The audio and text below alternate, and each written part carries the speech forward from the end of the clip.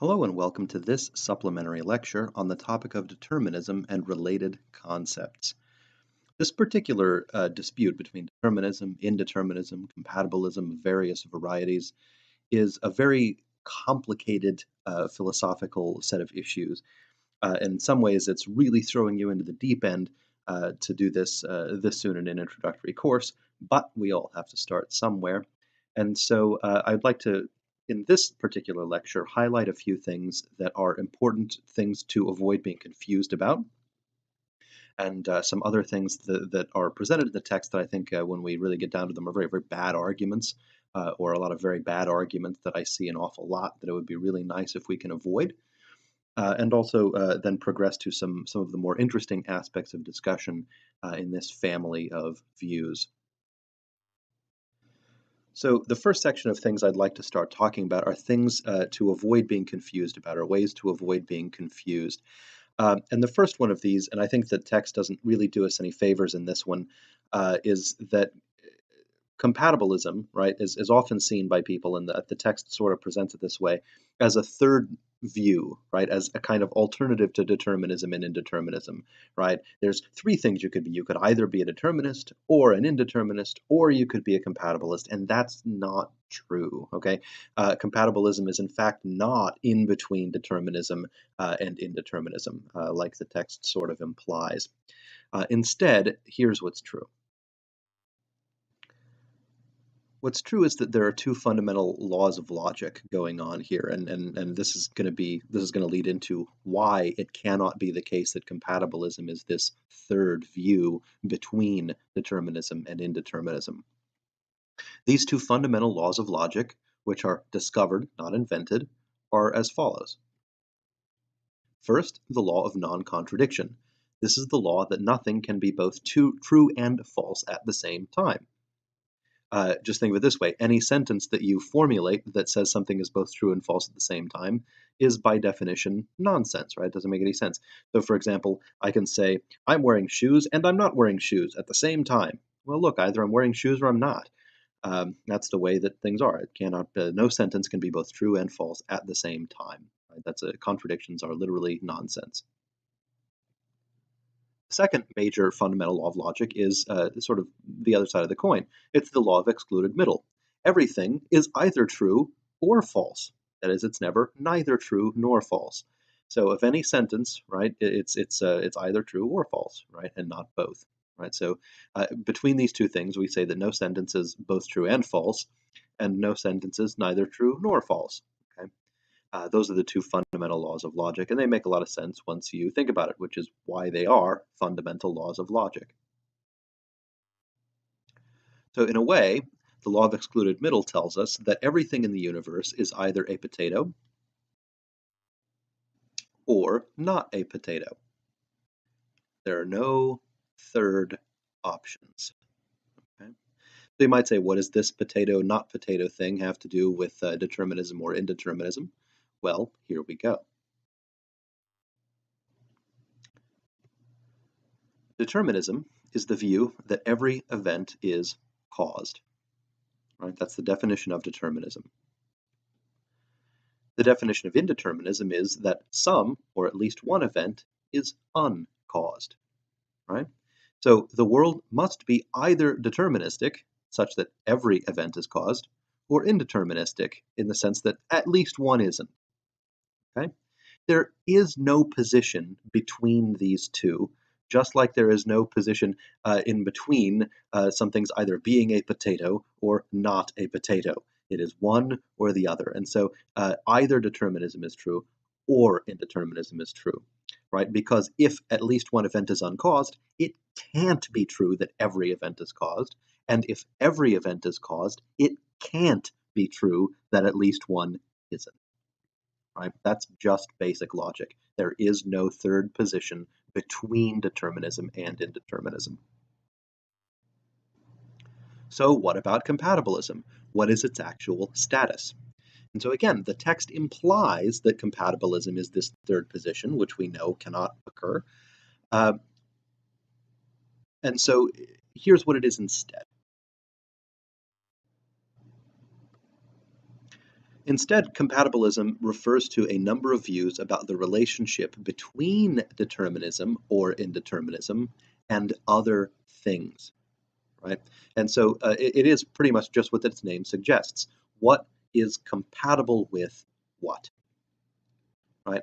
And so here's the other thing that the text does that I'm not terribly happy about. It tends to lump together those quote unquote other things, right? And so, for example, it tends to treat free will, right, and responsibility as more or less the same claim. And they are not, right? Free will and responsibility are two different things that we can talk about separately. So, first, let's talk about determinism as compatible with free will. And so, if you are a compatibilist in this way, you are saying that determinism is compatible or is not compatible with free will, right? This idea that people make decisions. That's a very, very loose definition of free will. We'll get to more specific ones later.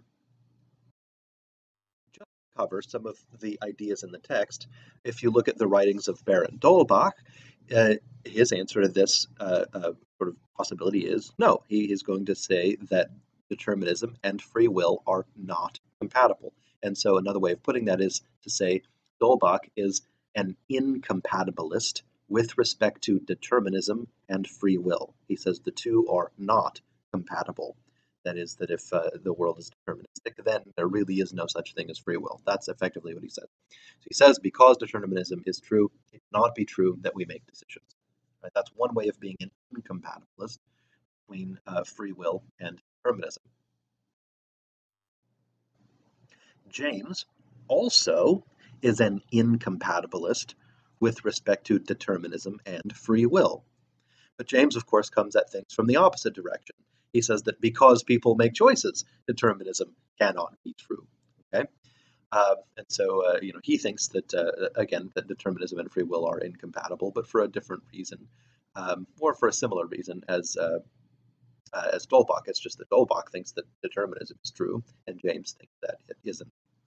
Right, but neither, of course, neither one of them can avoid answering the question, avoid committing to the issue of whether determinism is true or not.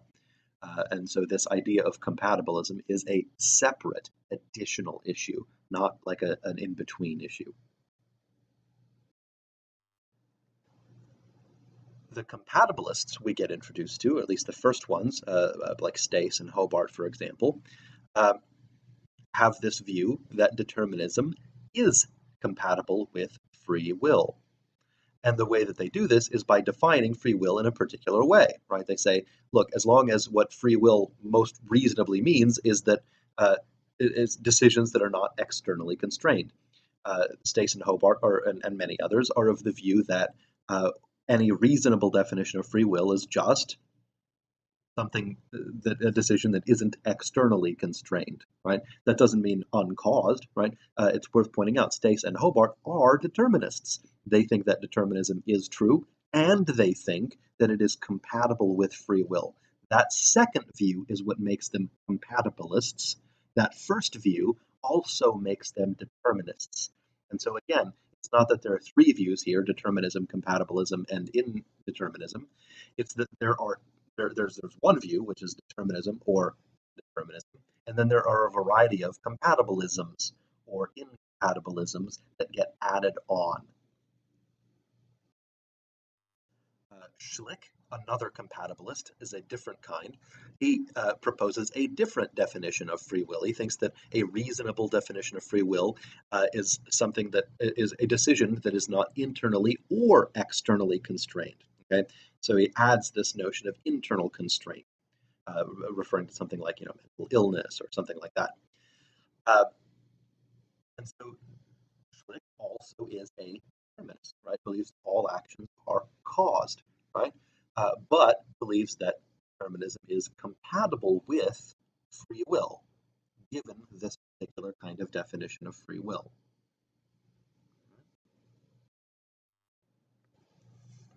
There's a separate issue, right? A separate kind of compatibilism. There's a compatibilism between responsibility. That is, the idea that people are responsible in some meaningful way for what they do, and determinism. Right? And of course, Dolbach was, who remember, was an incompatibilist with respect to determinism and free will is also an incompatibilist with respect to determinism and responsibility. So he is a determinist, but he is not a compatibilist, right? Because he doesn't think that determinism is compatible with either free will or responsibility. Right? So again, he argues that our many social institutions that are founded on the idea of responsibility are mistaken in that foundation. Right? That they, subscribe to a form of illusion. That's his view. James and Sartre are also incompatibilists with respect to responsibility and determinism. They think the two of those things are incompatible. They are also indeterminists. Right? They think that determinism is false because they think that at least some actions, specifically human actions, are not caused.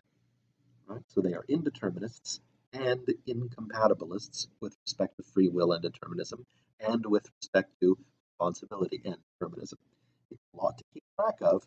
The more detailed of form that you keep track of these things in, the better off you will be. In fact, this is one central philosophical skill, is the ability to make fine-grained distinctions, tell the difference between lots of similar but not the same things.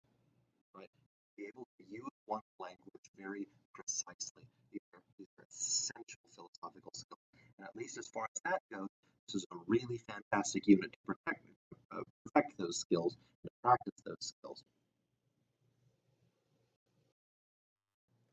So we could move on and say and see an argument that they sort of point to. They don't really give you Dennett's full argument here, but they sort of just tell you what Dennett's position is.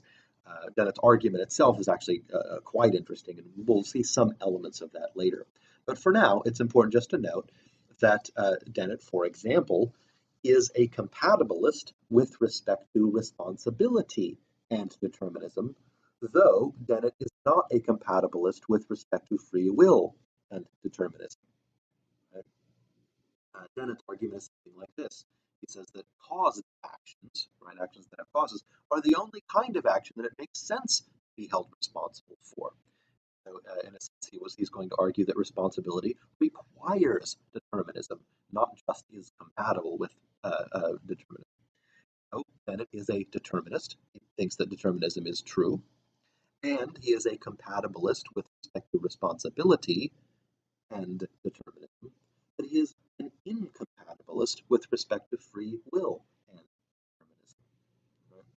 So again, these positions do come apart. They don't all stand or fall together. And so here's the thing. Whenever you start talking about compatibilism, uh, uh, make sure that you insist on being a little more specific. Compatibility of what with what?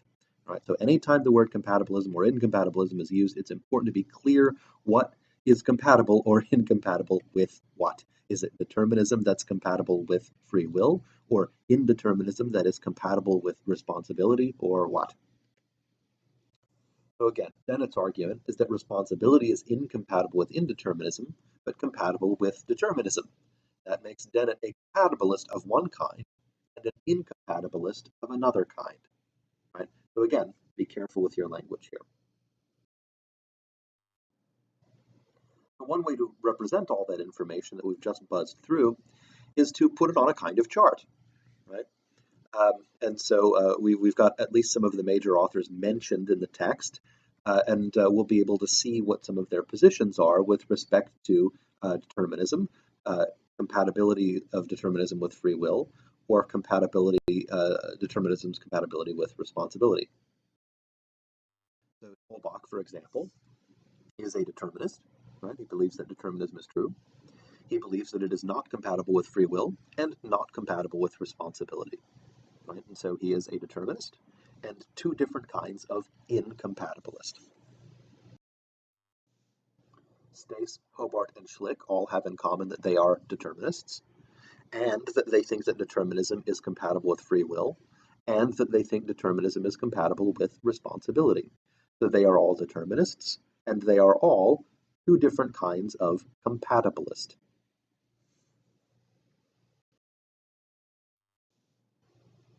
James and Sartre each do not believe that determinism is true, so they are indeterminists. They also do not believe that determinism is compatible with free will or with responsibility, and so they are both two different kinds of incompatibilists. So they are indeterminist and incompatibilist in a couple of different ways.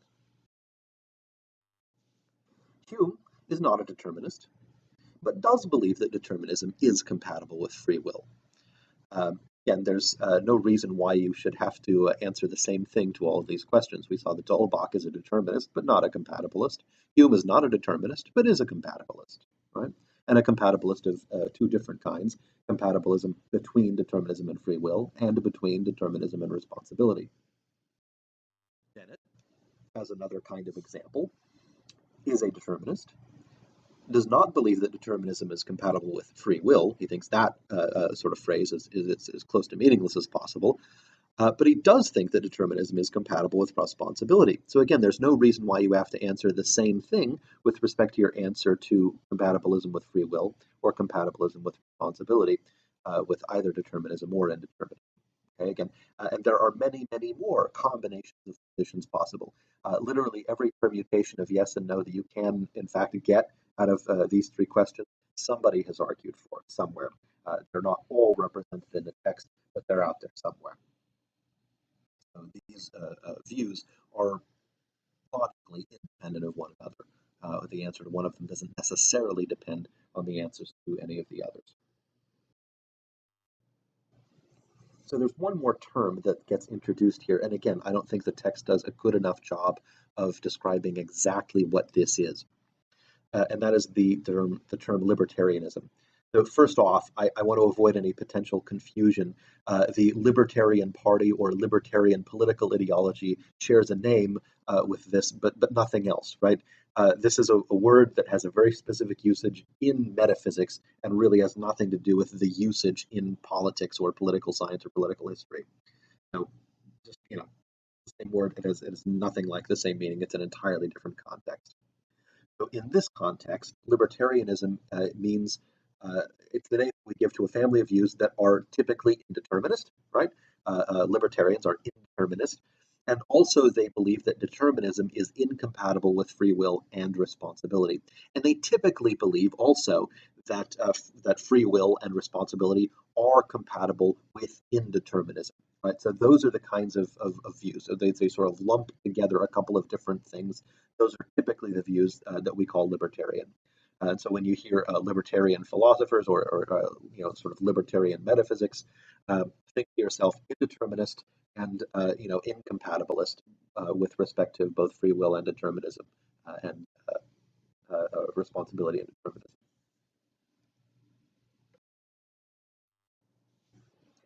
So if that wasn't enough, right, there's another confusion to avoid. Okay, this is the second one.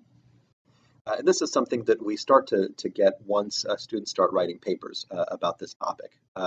So here's something that I get a lot, and I want to try and head it off at the pass. So first off, determined and predetermined are not the same thing. Okay? When you add the prefix pre to something, you change its meaning. Okay? It's not the same thing to sort of well, heat an oven and preheat an oven, right? It sort of depends on when you put something into it. So in this case, there's a difference and an important difference. So the notion that things are determined is determinism. The notion that things are predetermined is a different view called fatalism, right? It is not the same thing.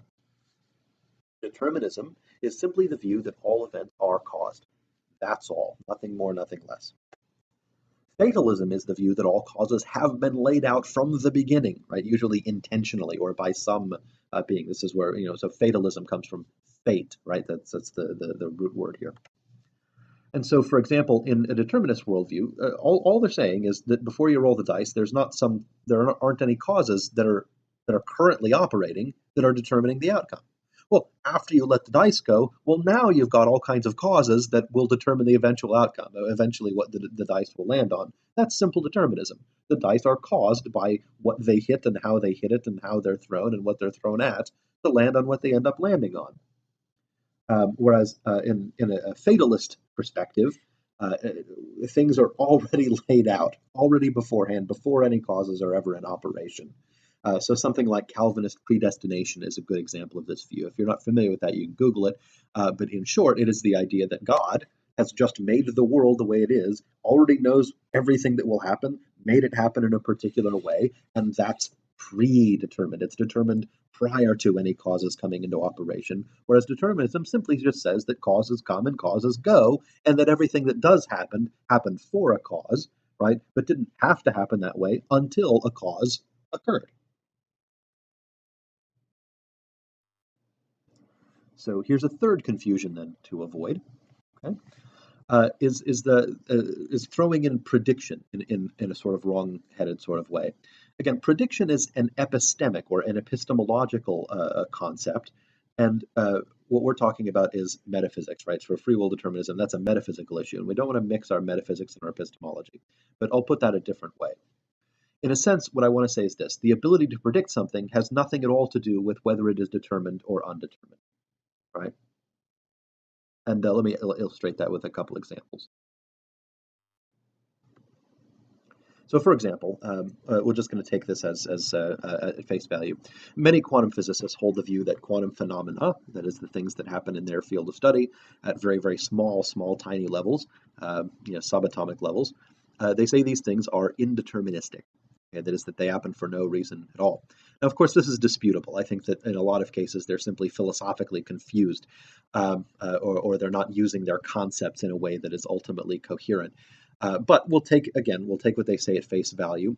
But so we'll just sort of go with it for now. Say that say that quantum phenomena really are indeterministic, right? That at the smallest levels things happen for no reason.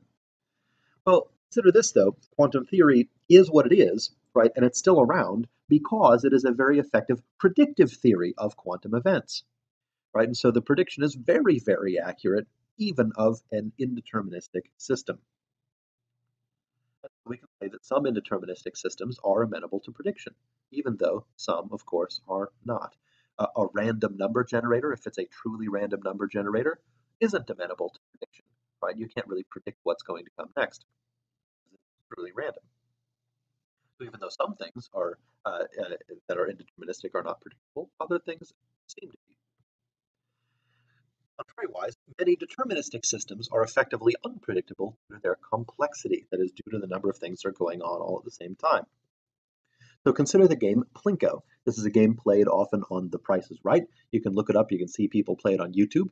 Look, nobody would really argue that Plinko is not deterministic, right? Everything that happens on a Plinko board is like basic Newtonian physics, right? It's sort of the deterministic variety of physics.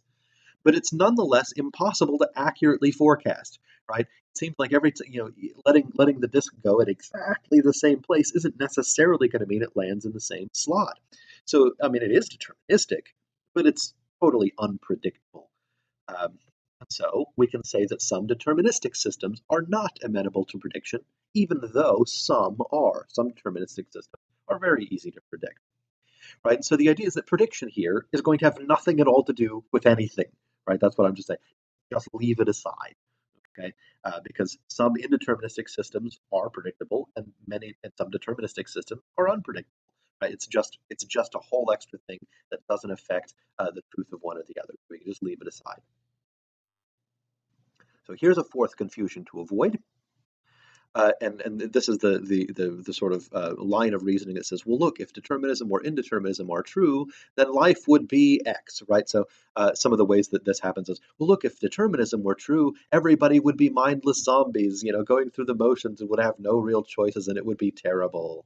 Uh, or if indeterminism were true, everything would be chaotic and nobody would do anything for any reason and life would be unintelligible, yada, yada, right? So those are both versions of this kind of line of reasoning, but this is a confusion. There are several problems with this line of thought, and I'll explain them as follows. First off, this is a version of the inference: if X is true, we wouldn't like it, therefore X is not true. Right. Well, this is obviously a bad argument. Just because something is unfortunate doesn't mean it's not true. Look, if it's true that the Holocaust happened, we wouldn't like it. That doesn't mean it didn't happen. Okay, how we feel about something has no impact on whether it's true or not or happens or not. So that's again, that's obviously a bad argument, and so we need to avoid any kind of vestige of this. Second, if determinism or indeterminism is true, then it has always been so. Okay, and so life would look just like it looks now and has always looked. So if determinism is true, then life would look just like it looks now. If determinism is true, life would look just like it looks now, right? This is just not a fruitful line of thought. So abandon it, right? Ditch it. It doesn't actually get you anywhere. So now we want to move to some actual arguments, right? Reasons that people give for determinism or indeterminism or compatibilism or incompatibilism of one kind or another being true. And there are a bunch of really bad ones. Again, some of them presented by our text in ways that I think is insufficiently critical. It's a little disappointing to me. But this is partially why you have an instructor, is to fix these sorts of things. So here's bad argument number one, as I call it. The argument is this: says, well, look, the future is not set in stone, so determinism is false. That seems, again, you might say, why is that a bad argument? It looks like it makes sense. Well, it's a bad argument because it only looks like it makes sense. Here's why it's a bad argument, right? Because the phrase "set in stone" is a it's a kind of it's a metaphor, first of all, and so you could be clearer. But if by not set in stone you mean just simply hasn't happened yet, well, then there's no disagreement here, right? It doesn't prove anything about determinism or indeterminism. Both determinists and indeterminists agree that the future hasn't happened yet, right? No problem. But if instead, if what you mean by not set in stone, you mean will not be caused by factors that are now present, well, then you aren't arguing for indeterminism. You're simply starting out assuming indeterminism. Makes your argument plainly circular. Essentially, what you're saying is that, well, since determinism is true, determinism must be true. And of course, that's obviously a bad argument. That's not a reason for something. That's just sort of thumping the table and saying it twice and treating it like a reason, or sort of saying something that means whatever it is. So saying it in different words, right? Is what we're doing here. Bad argument, right? And actually, you'll see that all of the bad arguments have something of this circularity to them, right? They just start out assuming the thing that they intend to prove. So here's bad argument number two. Okay, it says something like this: well, look, I made a choice, therefore determinism is false. And the choice could be anything like, well, I decided to, go back to school instead of not going back to school, and that was my choice. Or I had a tuna sandwich instead of bologna for lunch, and that was my choice. Whatever, right? And so you say, well, therefore determinism is false, okay, and therefore indeterminism. Well, this is a bad argument. Same reason that number one was bad at heart. What it does is it skips too many assumptions, right? It sort of assumes all kinds of things that require you to get from point A to point B. And if it stated them out loud, the argument would look a lot more ridiculous. So that's why we need to state them out loud. First off, it assumes that choices require indeterminism. Okay, just assumes that. So it assumes incompatibilism of free will and determinism. Notice it doesn't argue for those things. It doesn't provide us some reason to think that indeterminism and free will are incompatible. It just assumes so. And then it simply assumes the reality rather than the illusion of free will. Remember, again, go all the way back to confusion number four. If life, right, if determinism is true, it always has been, right? And so all of the things that seemed like they were perfectly free really weren't, right? And so free will was an illusion. But if indeterminism is true and free will is incompatible with determinism, and it is compatible with indeterminism, then it's always been true, right? And all of the decisions have always required it. And so again, uh, it's this particular argument says I made a decision, therefore determinism is false. Assumes the reality, assumes it incompatibilism, and assumes the reality rather than the illusion of free will. In short, it assumes incompatibilist indeterminism and concludes that indeterminism is correct. Right? So it's circular in just the same way as that first argument.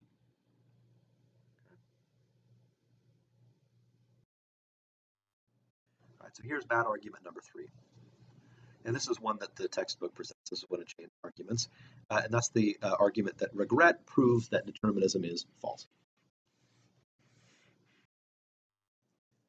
And so, to explain the badness of this one, let's just go ahead and use an example here. And I'm going to pull an example from the film High Noon, starring Grace Kelly and Gary Cooper. It's sort of a classic American film. If you haven't seen it, you probably ought to. But here's how it goes, right? There's a guy named Will Kane, and he's a sheriff, right? He's sort of one of the main characters of this film. And another character whose name is Amy. I forget her what her maiden name was in the film, but anyway, she and Will are sort of sweet on each other. But she is a pacifist, right? She's sort of on religious grounds, right? And moral grounds. She has a moral and religious objection to violence of any kind, and so insists that if Will really wants to marry her, that he retire from being a sheriff, right? Be a farmer instead, or whatever, and hang up his guns, right? She's not going to do the whole violence thing. That's a condition of their getting married to each other. And of course, Will Kane is thinks about this for a while, decides it's sort of worth it. He agrees with her, agrees with her conditions, and they get married. Right there, you go. Right? The scene from sort of near their wedding. So they're married. He's retired from sheriff. He's no longer sheriffing, and they're happy. Well, of course, now we get a villain comes into the picture.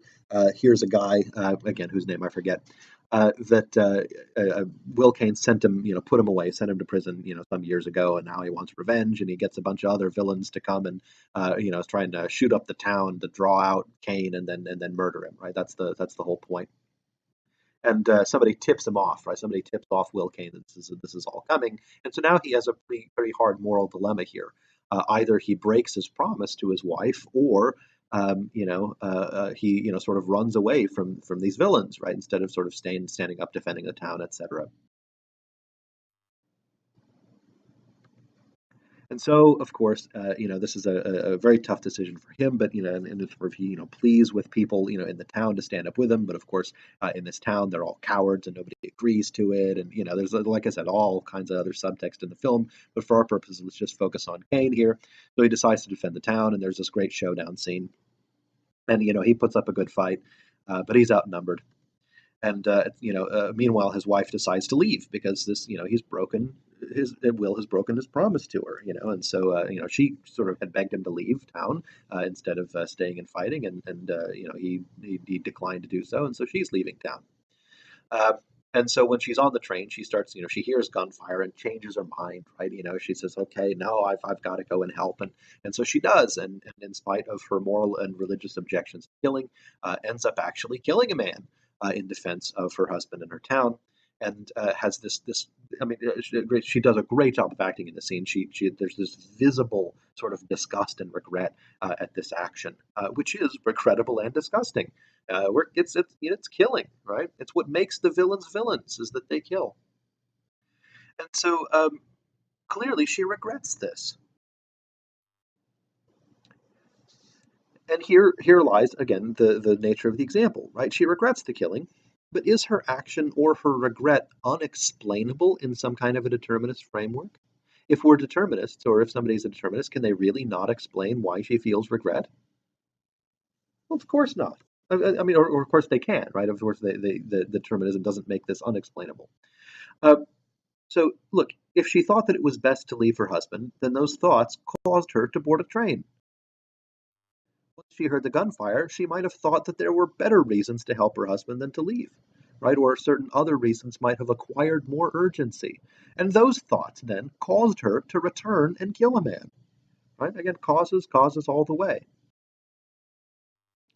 Her regret at killing was caused by the kind of thing that always causes regret, no matter who feels it.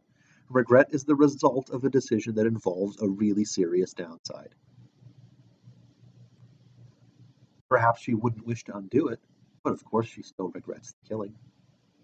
And again, the kind of thing that causes, again, notice the notion of causes here, causes regret is the kind of thing in this case that would cause it in any other case. And so a determinist can appeal to all kinds of causes to explain the action just as well as anybody else. So this notion that the feeling of regret means that determinism must be false It's really a terrible argument. All right, so let's move to bad argument number 4. Bad argument number 4 is that science proves that determinism is true, or alternately, if science is true, then the world just must be deterministic. Well, notice this gets things backward. Right?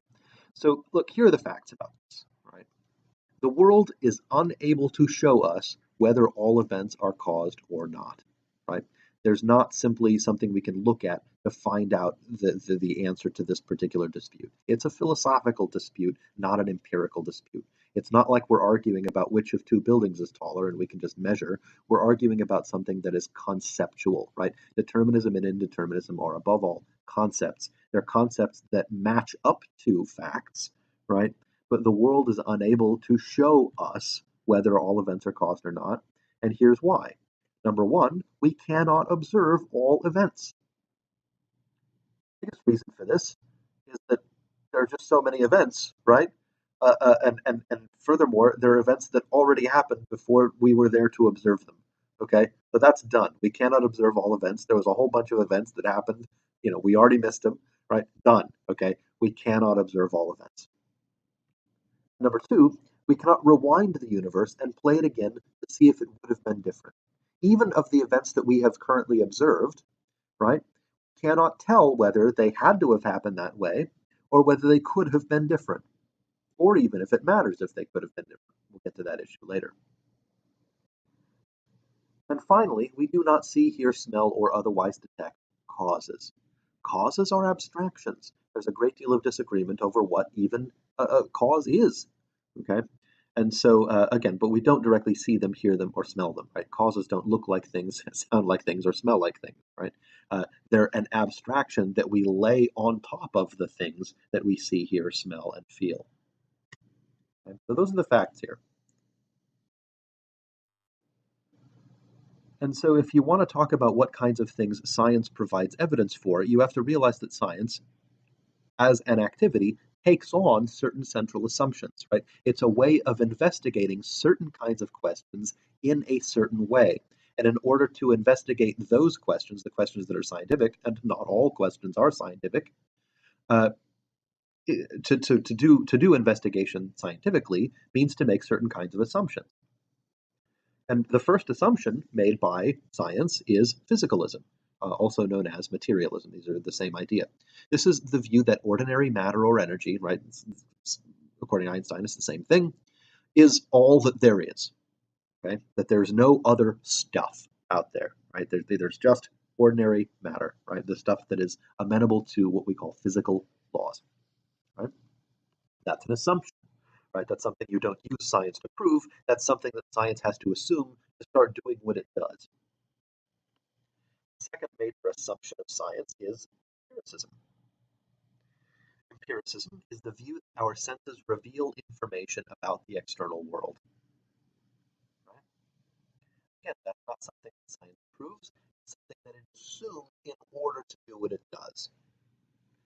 And the final assumption of science, the other thing that you simply have to believe before you can do science, not a thing that science proves, is determinism. The view that all events are caused. Right?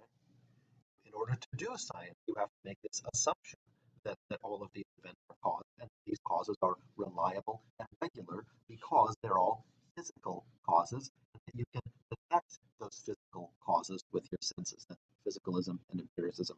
These three things interact with each other, create the methods of science. Now, those methods have been very successful at what they do. They don't do everything, and they don't prove their own assumptions. Okay? So again, if you want to say determinism is true because science, what you're doing is you're saying, well, science assumes determinism is true, proves that determinism is true. So again, just like those first several arguments, plainly circular. Right? It assumes that determinism is true in order to prove that determinism is true. Bad argument. And that's what I said. So let's move on to bad argument number 5. Bad argument number 5 is as follows. If determinism is true, then we cannot justifiably punish anyone. very common argument. In fact, it's even sort of hinted at in the text, but it's a bad argument, and for the following reasons. Actually, this one's a combination between confusion number 4 and bad argument number 2. And if you don't remember what those are, well, you can rewind the video and go back and look. I'm not going to sort of waste time here giving you information that you, in fact, already have. All right, so here's why this argument is such a bad argument. That has 3 problems. First off, it makes human life seem a little too simple. Okay? Accepting the view that all actions are caused would not automatically make people zombies that were incapable of deliberation. Hint, hint, go back to confusion number 4. Number 2, it assumes, right, this argument assumes that people are to be held responsible only for uncaused acts. Again, it just assumes this, it doesn't actually argue it. Right? That is, it assumes that responsibility is compatible with indeterminism and incompatible with determinism. There are 2 distinct assumptions, and it makes them both without arguing for them. Right? But it leaves out a central assumption.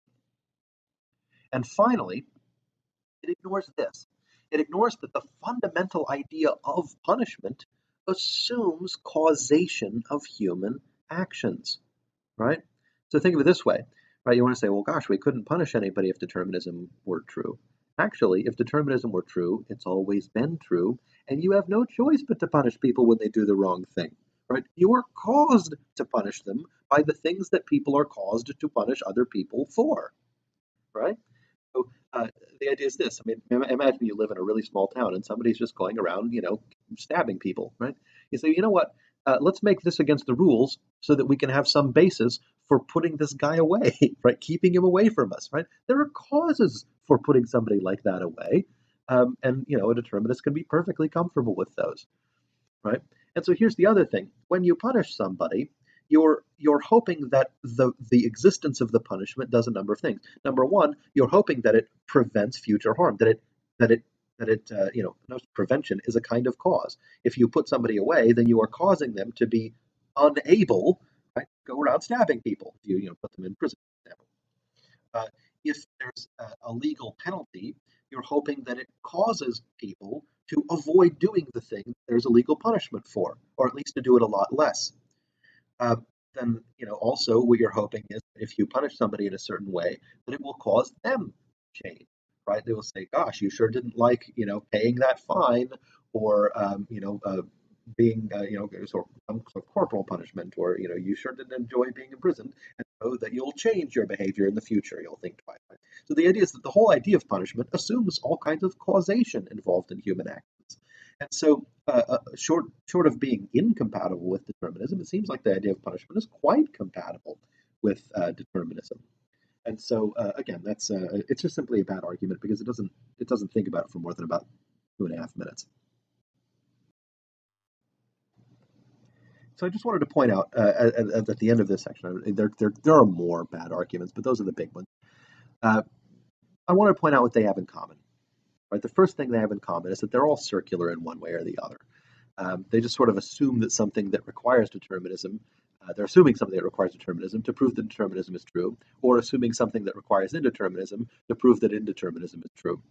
So it's again, you have to really pay close attention to what kinds of assumption you're making in a particular kind of an argument. And if one of the kinds of things that you'd have to assume in order to get through the argument is what is happening at the end of the argument, it's plainly circular. You need another argument, right? You've done one of the bad ones. And so finally, let's go to the sort of the third section of this lecture, and that is to propose some sort of more interesting things to talk about with respect to free will and determinism. Get past the confusions and the bad argument into some of the things that are really sort of genuinely fun and interesting. So, for example, one argument for incompatibilism of free will with determinism is the argument that determinism implies that there are not alternate possibilities. Right? The idea is that if everything is caused, right, then the things that are caused by causes, etc., and that really there's only one way that things really can turn out. Okay? That there are not alternate possibilities. That does seem to be implied by determinism. And that free will requires alternate possibilities. Right? And again, this seems like part of a reasonable definition of free will. If the idea is that you could either do A or B, that's what makes it a free choice. But it seems like free will and determinism are incompatible, right? That's not a terrible argument, right? That seems like a reasonable consequence of the definitions of those two things. But it still might not actually be a very good argument, even though it's not obviously circular. And so let's talk a little about this ability to have done otherwise, this alternate possibilities requirement. Well, it seems like the ability to have done other than you did is a requirement for free will or for responsibility for that matter. There's a family of examples that are called Frankfurt style cases after the philosopher Harry Frankfurt that cast doubt on that idea that this alternate possibilities thing is really does make free will or responsibility incompatible with determinism. And so here's how a Frankfurt style case goes. Imagine that you were in a room and that you were trying to decide whether to leave the room or stay and continue reading. Right? You're reading it, having a good time. Maybe you're reading your philosophy homework. And so, because it's so much fun, you decide to stay and continue reading. Now, the question, once we've described the situation, you say, is it reasonable to say that you made a genuine decision? So, did you freely choose to stay and continue reading? So, is this an example of free will? Also, are you responsible for that decision? Is this an example of something you're responsible for? Well, we're going to add a little information to the case. Again, most people would say yes and yes. It's an example of free will and an example of something you're responsible for. So we're going to add a little information. Unbeknownst to you, the door to the room is locked from the outside, meaning that you could not have left the room had you chosen to do so. Right? You could not have done otherwise than you did. Does that change your answer? So look, in this case, notice we have no genuine alternate possibilities. Right? And yet, we still have the idea that you freely made a choice that you were responsible for making, right? And that's a really interesting case.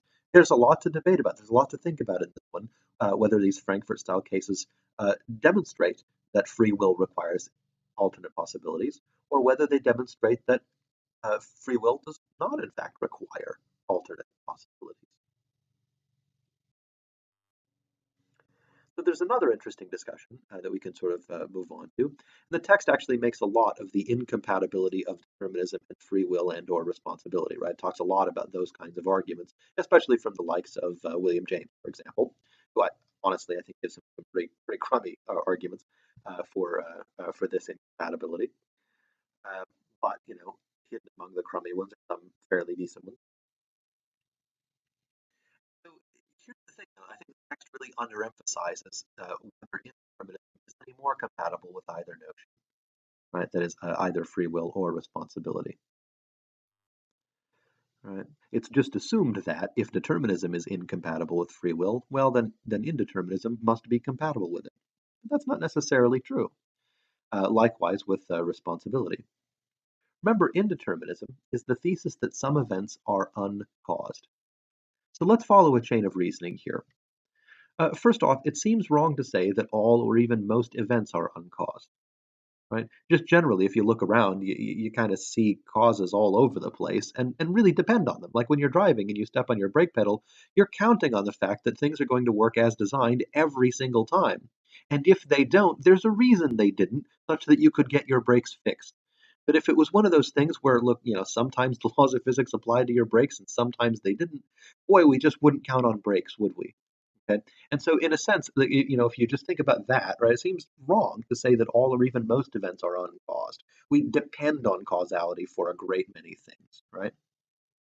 And so, the number of things that would be non-determined, right? Again, if for indeterminism to be true, it only takes one. Okay. But we're going to say that look, there's actually very few things, right? The world is mostly deterministic, is what most people will say.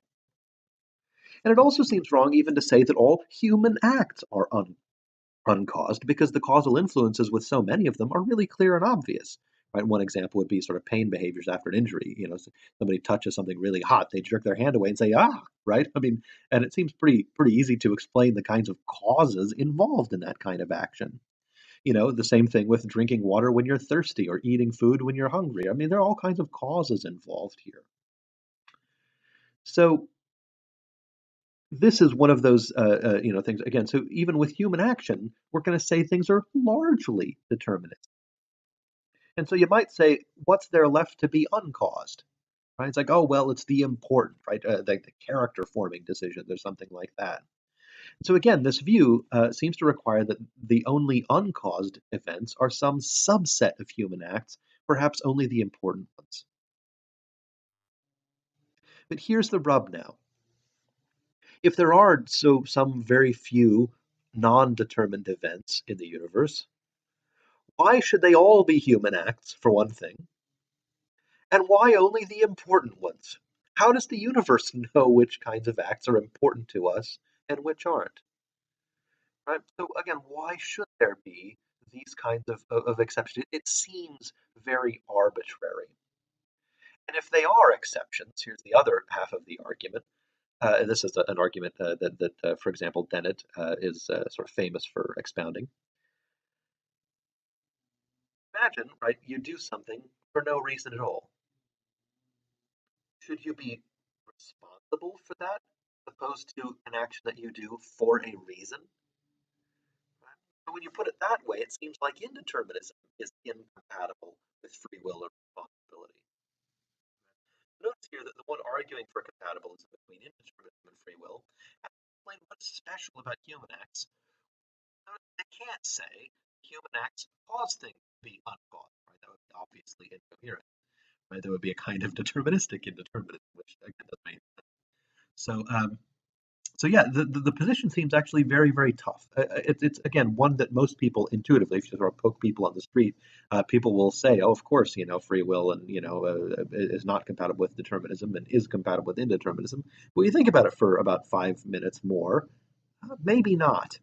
Okay, and so that's again another interesting discussion: is whether indeterminism is compatible with free will or responsibility. And if it turns out that neither determinism nor indeterminism are compatible with those things, then that must tell us that our concept of free will or our concept of responsibility is simply nonsensical, and we need to look for a better one, a better way to define these. And so that brings us to really what the heart of the real debate is, debate that we can actually hope to make progress on. And that's this, right? The most fertile area of discussion here is which kinds of compatibilism or incompatibilism make the most sense. Those discussions, in turn, on discovering and defending the most reasonable definitions of terms like free will and responsibility, and thinking carefully about what they require without simply crafting a circular argument.